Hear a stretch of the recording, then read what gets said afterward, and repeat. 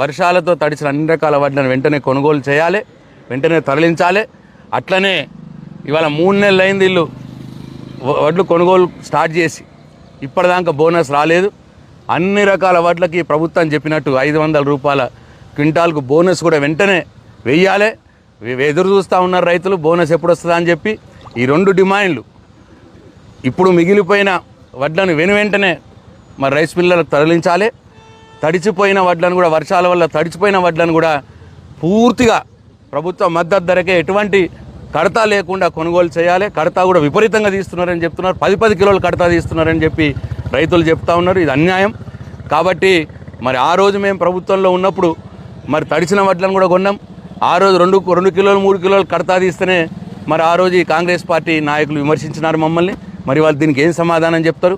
కాబట్టి కడతా లేకుండా తడిసిన వడ్లను వెంటనే కొనుగోలు చేయాలి.